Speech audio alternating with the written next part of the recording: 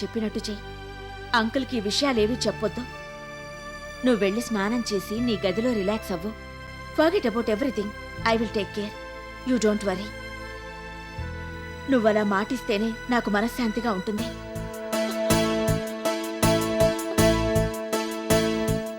Please.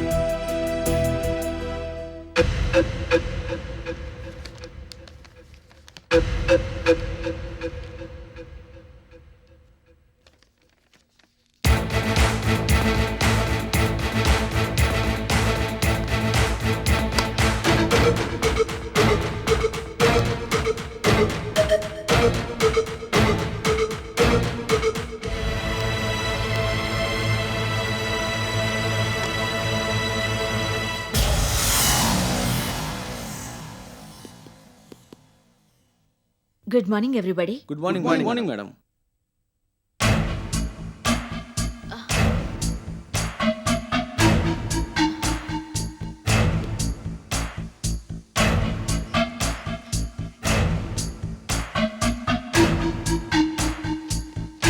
One minute.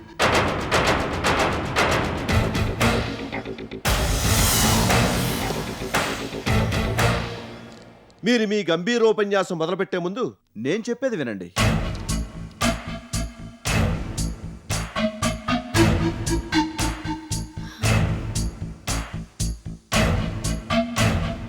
తమరు చాలా కొత్త వెంచర్స్ గురించి మీ రిపోర్ట్లో ప్రస్తావించారు. ఇప్పుడున్న కంపెనీకే దిక్కులేదు. ఇప్పుడు ఈ కొత్త వెంచర్స్ అన్ని తలకెత్తుకోవడం దేనికో. అయినా మీలాంటి వాళ్ళు ఇలాంటి వెంచర్స్ గురించి ఆలోచించడం హాస్యాస్పదం.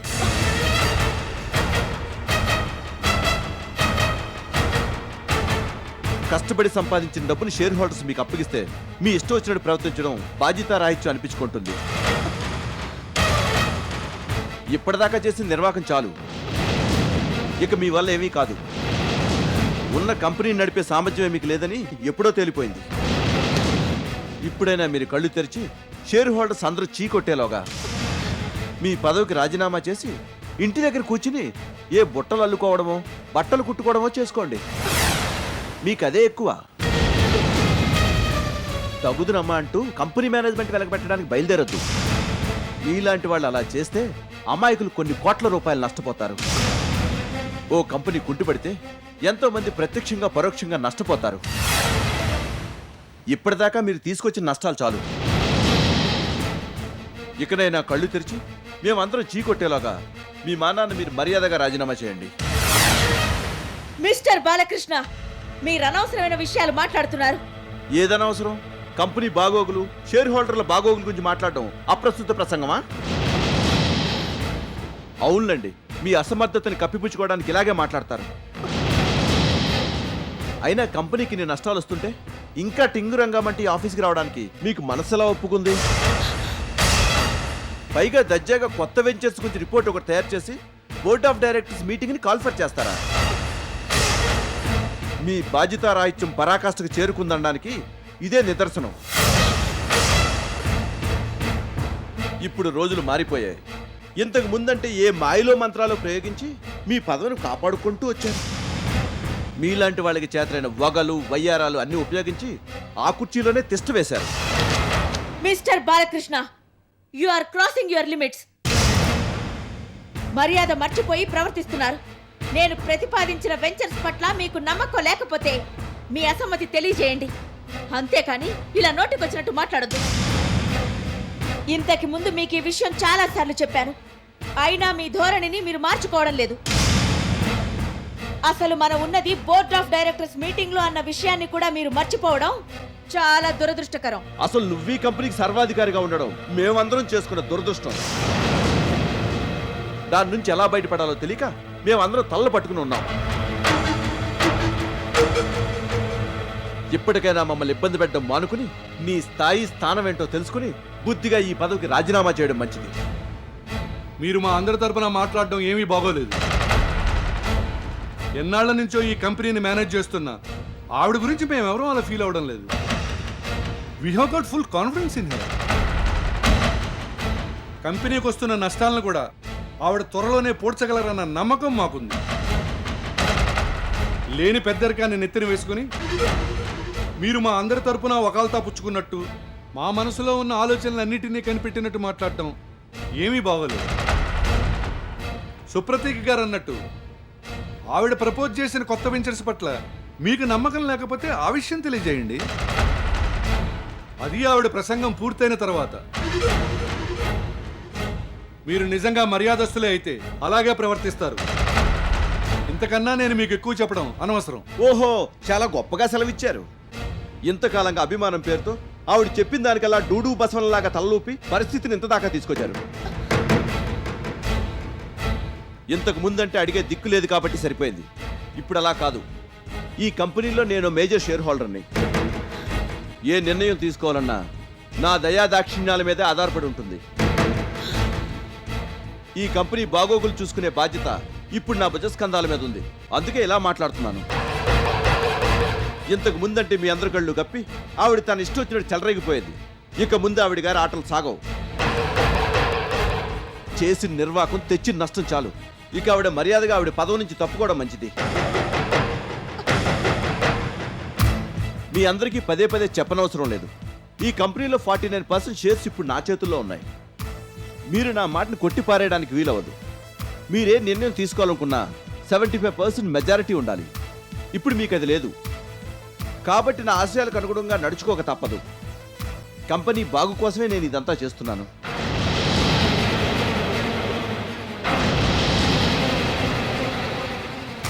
అసలు అయినా ఆడవాళ్ళకి ఇలాంటి వ్యవహారాల గురించి ఏం తెలుస్తాయి? ఒక్క 6 నెలలు ఈ కంపెనీ బాధ్యతలు నాకు అప్పగిస్తే సామర్థ్యం అంటే ఏంటో మీకు అర్థమయ్యేలా చేస్తాను.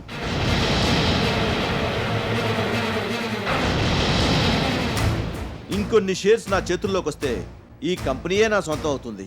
అప్పుడు ఎలాగో ఈవిడ ఆ పదవి నుంచి దిగిపోక తప్పదు.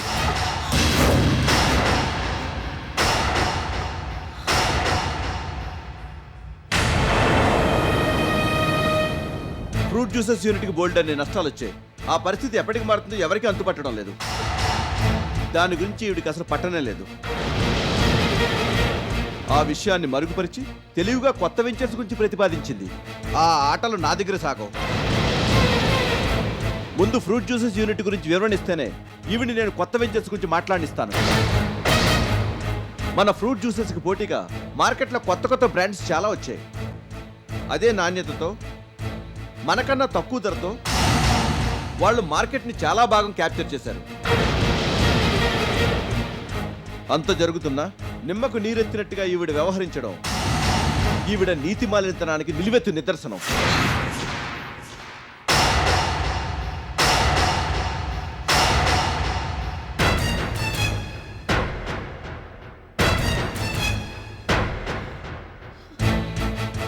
ఈ నష్టాల్లోంచి ఎప్పటికి బయటపడగలం తమరు చెప్పగలరా?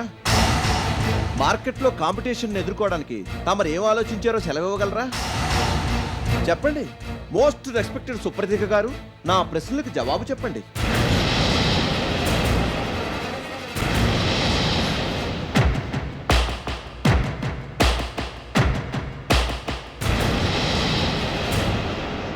ఏంటి మాట్లాడు?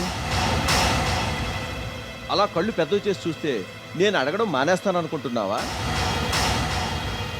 అయినా నువ్వేం చెప్పగలవులే. చెప్పగలుగుంటే అసలు పరిస్థితి ఇంత దాకా ఎందుకు వచ్చేది? నీ చేతగానితనం మూలంగానే ఎంతమంది నష్టపోయారు. ఇప్పుడైనా నేను చెప్పినట్టు చేయడం మంచిది. నా వల్ల కాదు మొర్రో అని ఒప్పేసుకుని చేసిన దానికి అందరికీ సంజాయిషి చెప్పుకుని మర్యాదగా నీ దారిని నువ్వు వెళ్ళిపోతే అందరికీ బాగుంటుంది.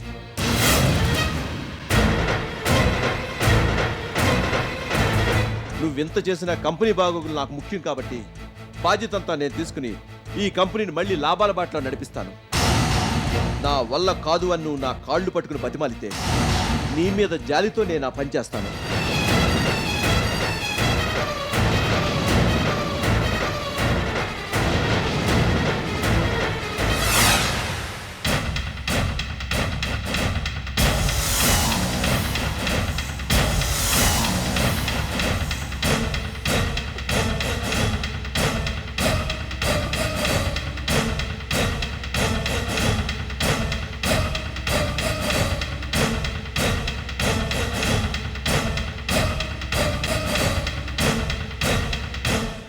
ఏంటి అలా చూస్తున్నావు? ఏం చెయ్యాలో అర్థం కావడం లేదా? పర్వాలేదు, వీళ్ళందరూ ఎదురుగా ఆ పని చేయలేకపోతే ప్రైవేట్గా వచ్చి నాకు పాదాభివందనం చేసినా సరిపోతుంది. అయినా నీలాంటి వాడు దీని గురించి ఇంతగా ఆలోచించడం హాస్యాస్పదం. నీకే నీత జాత, పరువా, మర్యాద, పదవి కోసం డబ్బు కోసం ఎంతకైనా తెగిస్తావు. అలాంటప్పుడు నా కాళ్ళు పట్టుకుంటే మాత్రం నీకు పోయేదే ఉంటుంది. మరీ అంత ఫీల్ అవ్వాల్సిన పని లేదు. నీకు ఇలాంటివన్నీ మామూలే కదా. నేను చెప్పినట్టు చేసేయి. Mister Balakrishna,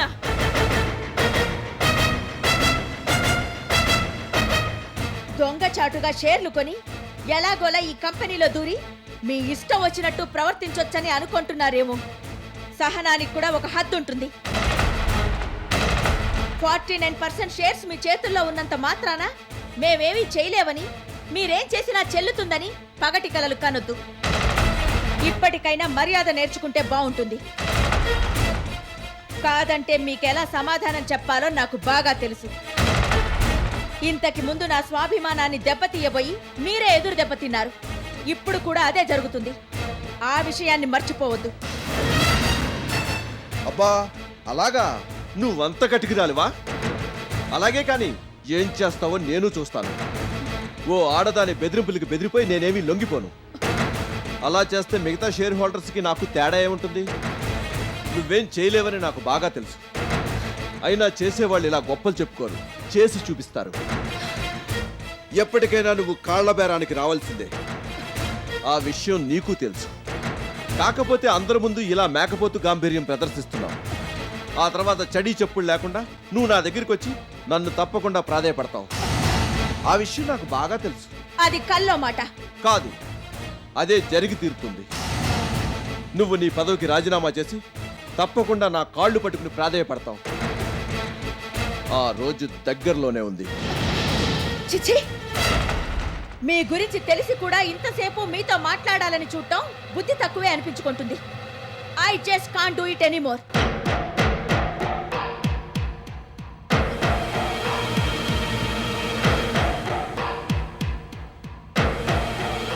Gentlemen, I am very sorry, but I can't continue in this meeting anymore. కారణాలేంటో మీకు తెలుసు. నన్ను మన్నించండి. వెళ్ళిరామ్మా. అసలు నువ్వు రావాల్సిన చోటు కాదు ఇది. ఇప్పటికైనా నీ స్థానం ఏంటో నువ్వు తెలుసుకోవడం చాలా మంచిది. వెళ్ళు, ఇంటికెళ్ళి వంట పని చేసుకో. చింత చచ్చినా పులుపు చావలేదని ఇంత జరిగినా నీకు ఇంకా అహంకారం తగ్గలేదు. హ, అది కూడా ఇంకెన్నాళ్ళులే. నువ్వు తప్పకుండా నా దగ్గరికి కాళ్ళబేరానికి వచ్చి తీరుతావు.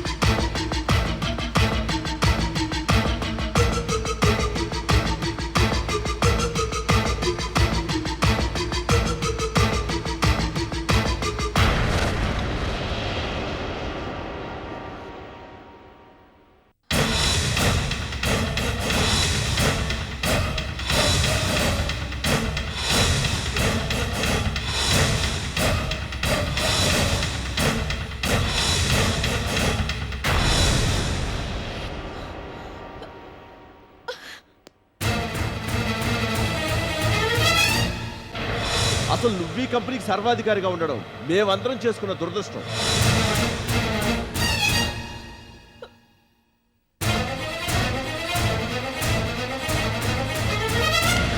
ఇప్పుడైనా మీరు కళ్ళు తెరిచి షేర్ హోల్డర్స్ అందరూ చీకొట్టేలోగా మీ పదవికి రాజీనామా చేసి ఇంటి దగ్గర కూర్చుని ఏ బుట్టలు అల్లుకోవడమో బట్టలు కుట్టుకోవడమో చేసుకోండి.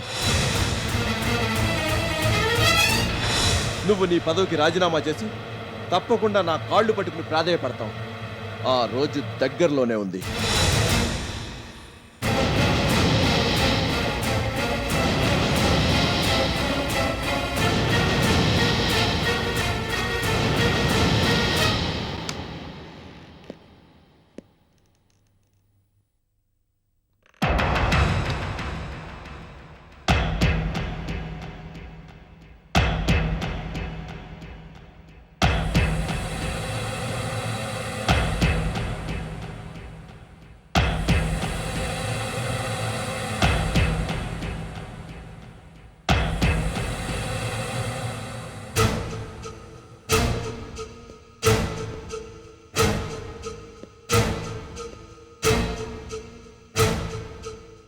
మేడం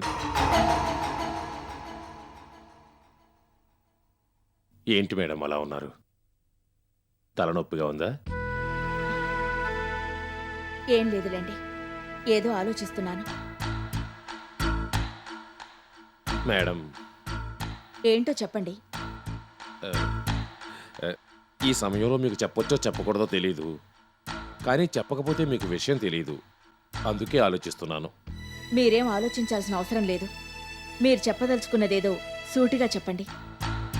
ఏం లేదు మేడం, డీలర్స్ అందరూ గొడవ చేస్తున్నారు. డీలర్సా? అవును మేడం, కొంతమంది ఆఫీస్కి వచ్చి కూర్చున్నారు కూడా, మీతో మాట్లాడాలంటున్నారు. బోర్డ్ ఆఫ్ డైరెక్టర్స్ మీటింగ్లో ఉన్నారని నచ్చజెప్పాను. ఆ తర్వాత మీరు ఇంటికి వచ్చేసినట్టు వాళ్ళకి తెలిసింది. ఇంటికి వచ్చైనా సరే మీతో మాట్లాడాలని కొంతమంది అంటున్నారు. ఇప్పుడు అంత అవసరమే వచ్చింది? ఏం చెప్పమంటారు మేడం, విషయం మీకు తెలిసిందే కదా. ఆ, ఏ విషయం? అదే మేడం, మార్కెట్ పరిస్థితి ఎలా ఉందో మీకు తెలుసు కదా. ఆ, ఎన్నేళ్ల నుంచో మిమ్మల్నే నమ్ముకొని ఉన్నాము, మమ్మల్ని ఇలా నట్టేట ముంచుతారనుకోలేదు. ప్రోడక్ట్ డిమాండ్ ఉంటుందన్న ఉద్దేశంతో చాలా వరకు స్టాక్ తీసుకెళ్ళాము. ఇప్పుడు అది అమ్ముడు పోవడం లేదు. ఈ నష్టాలు మేము భరించలేము. కంపెనీయే స్టాక్ని వెనక్కి తీసుకోవాలంటూ పట్టుబడుతున్నారు మేడం. నేనెంత నచ్చ చెప్పాలని చూసినా వాళ్ళు నా మాట వినడం లేదు. అడ్డదిడ్డంగా ఆర్గ్యూ చేస్తున్నారు. కొంతమంది అయితే మర్యాద కూడా మర్చిపోయి ప్రవర్తిస్తున్నారు. అసలు నీతో మాట్లాడేదేంటి, మేము డైరెక్ట్గా ఆవిడతోనే మాట్లాడతామంటూ గొడవ చేస్తున్నారు. అపాయింట్మెంట్ తీసుకోకుండా అలా కలవడానికి వీలవ్వదని నేను అన్నాను. అవతల కొంపలు అంటుకుంటుంటే అపాయింట్మెంట్ల గురించి అడుగుతావేంటని వాళ్ళు ఎదురు ప్రశ్నలు ఇస్తున్నారు మేడం. చాలా గొడవగా ఉంది. మన మార్కెటింగ్ స్టాఫ్ వాళ్ళతో మాట్లాడి పరిస్థితిని అదుపులో తీసుకురావడానికి ప్రయత్నించారు, కానీ అలా జరగలేదు. వాళ్ళు అంతకంతకీ రెచ్చిపోతున్నారు. వాళ్ళ తప్పు మాత్రం ఏముంది చెప్పండి? ఈ పరిస్థితుల్లో ఎవరైనా అలాగే ప్రవర్తిస్తారు. మనం వాళ్ళని తప్పు పట్టలేం. అది కాదు మేడం, వాళ్ళని మేము ఎలాగోలా మేనేజ్ చేస్తాం, కానీ అసలు ప్రాబ్లంను ఎలా సాల్వ్ చేయాలో అర్థం కావడం లేదు. నేను దాని గురించే ఆలోచిస్తున్నాను. ఇప్పుడు ఏం చెయ్యాలి మేడం? మనం కూడా మార్కెట్లో కాంపిటీషన్కి తగ్గట్టుగా ప్రోడక్ట్ని మోడిఫై చేసి ఇంకా తక్కువ ధరకి ఫ్రూట్ జ్యూసెస్ అమ్మడం మొదలు పెట్టాలి. ప్రస్తుతానికి అంతకంటే మార్గం లేదు. ఆ తర్వాత పరిస్థితి చక్కబడ్డాక మళ్ళీ మనం ధరల్ని పెంచొచ్చు.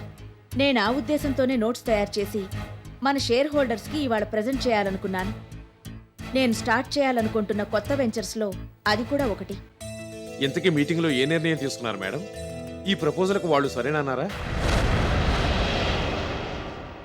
వాళ్ళెందుకు కాదంటారులేండి. అయినా మీరు ఎన్నో ఏళ్లుగా ఈ కంపెనీని సమర్థంగా నడిపిస్తున్నారు. మీరు ఏదన్నా తలపెడితే వాళ్ళు వెంటనే ఒప్పుకుంటారు. ఇన్నేళ్లుగా ఇదే జరుగుతూ వస్తోంది, ఇప్పుడు కూడా అదే జరుగుతుంది. అంతే కదా మేడం?